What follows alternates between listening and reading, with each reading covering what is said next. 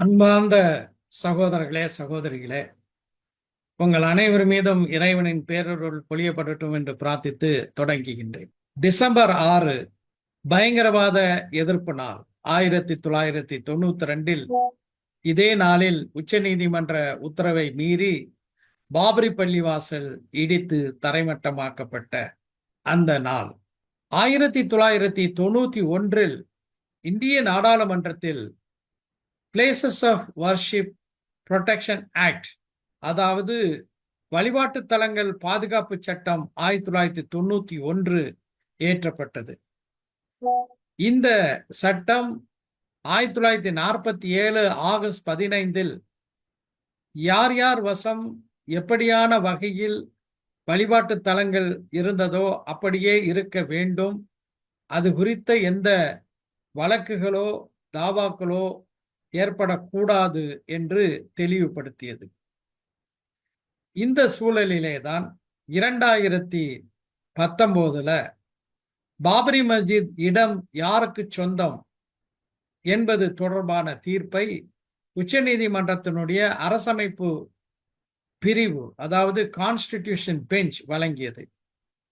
அந்த அரசமைப்பு சாசன பிரிவில தீர்ப்பு வழங்கிய நீதிபதிகளில் ஒருவர் நீதியரசர் சந்திரசூட். பிறகு இவர் உச்சநீதிமன்றத்தினுடைய தலைமை நீதிபதியாக இருந்தார். அதற்கு பிறகு அவர் ஓய்வு பெற்றுவிட்டார்.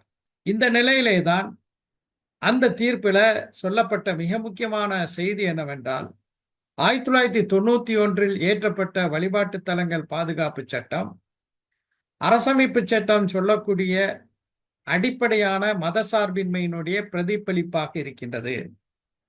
1947 முன்பு எழுப்பப்பட்ட சர்ச்சைகளுக்கெல்லாம் அது முடிவு கட்டிவிட்டது என்று அந்த சட்டத்தை சிலேகித்து இந்த தீர்ப்பிலே குறிப்பிட்டிருக்கிறார்கள். இந்த நிலையிலே தான் வாரணாசியில் உள்ள ஞானவாபி பள்ளிவாசலை ஆய்வு செய்வதற்கு கீழ்மை நீதிமன்றம் உத்தரவிட அதை ஆமோதித்து உச்ச நீதிமன்றம் இப்போது நீதியரசர் சந்திரசூட் தலைமை நீதிபதியாகிவிட்டார், தீர்ப்பு வழங்குகிறது. இந்த தீர்ப்பு எப்படியான தீர்ப்பு என்றால், உச்ச நீதிமன்றம் கொடுத்த தீர்ப்புக்கு நேர் விரோதமான தீர்ப்பு. இந்த தீர்ப்பு வழங்கப்பட்டதின் காரணமாக ஏராளமான சர்ச்சைகள் இன்று நீதிமன்றங்களில நடைபெற்று வருகிறது. அதில் ஒன்றுதான் சம்பலில் உள்ள சாஹி ஜாமா பள்ளிவாசல்.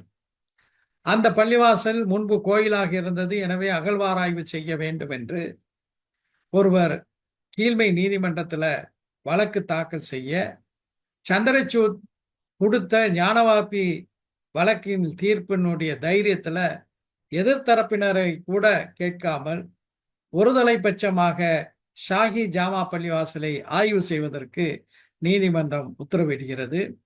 அந்த ஆய்வும் நடைபெறுகிறது. அந்த ஆய்வு நடைபெற்று முடிந்த பிறகு மீண்டும் 2 நாட்கள் கழித்து அந்த ஆய்வு குழுவினர் சங்க பரிவார்கள் மிக மோசமான முழக்கங்களை எழுப்ப அந்த பள்ளிவாசலுக்குள்ளே நுழைய, அங்கே ஒரு பெரிய தகராறு ஏற்பட்டு அதுல காவல்துறை துப்பாக்கிச்சூடு நடத்தி 5 முஸ்லிம் இளைஞர்கள் பரிதாபமாக உயிர் இழந்தார்கள்.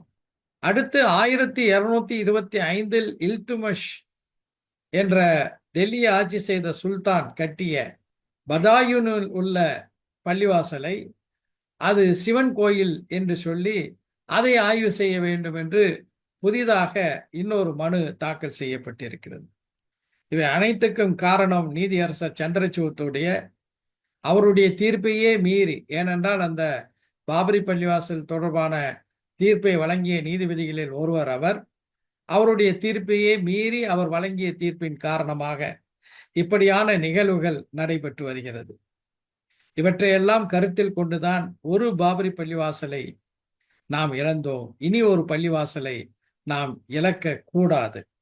அதே நேரத்தில் நாடாளுமன்றம் நிறைவேற்றிய பிளேசஸ் ஆஃப் வர்ஷிப் ஆக்ட், வழிபாட்டு தலங்கள் பாதுகாப்பு சட்டம், அத்துணை பிரிவுகளும் முழுமையாக பின்பற்றப்பட வேண்டும், அது பாதுகாப்போடு நிறைவேற்றப்பட வேண்டும் என்ற கோரிக்கையை வலியுறுத்தி, ஒரு பக்கம் இது போன்ற சட்ட நீதிமன்றங்கள்ல பல்வேறு விஷயங்களை செய்து பள்ளிவாசலை கபலீகரம் செய்யக்கூடிய ஒரு நிலை என்றால், நாடாளுமன்றத்தில் வக்ஃபு திருத்த சட்டம் என்ற பெயரிலே ஒரு சட்டத்தை கொண்டு வந்து அதன் மூலமாக ஒட்டுமொத்தமாக அனைத்து வக்ஃபு சொத்துகளையும் பறிக்கக்கூடிய ஒரு மோசமான மசோதாவை கொண்டு வந்திருக்கிறார்கள்.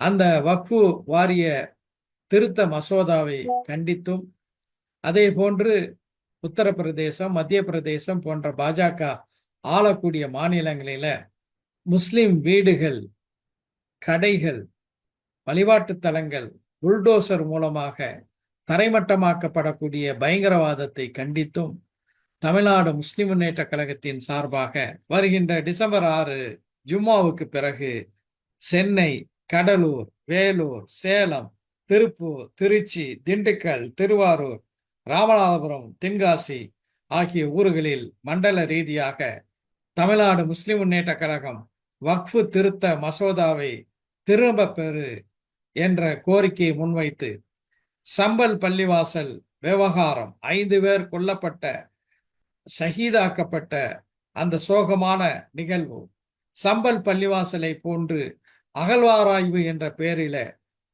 நூற்றுக்கணக்கான ஆண்டுகளாக பள்ளிவாசல்களாக இருந்த மஸ்ஜிதுகளை 1991 நிறைவேற்றப்பட்ட வழிபாட்டு தலங்கள் பாதுகாப்பு சட்டத்தை மீறி கபலீகரம் செய்யக்கூடிய அந்த வஞ்சகத்தை எதிர்த்து புல்டோசர் கலாச்சாரத்தின் மூலமாக முஸ்லிம்களுடைய சொத்துக்களை, பள்ளிவாசல்களை அளிக்கின்ற சங்கப்பரிவாரனுடைய அத்துமீறல்களை கண்டித்துதான் இந்த போராட்டம் டிசம்பர் 6 நடைபெறுகிறது.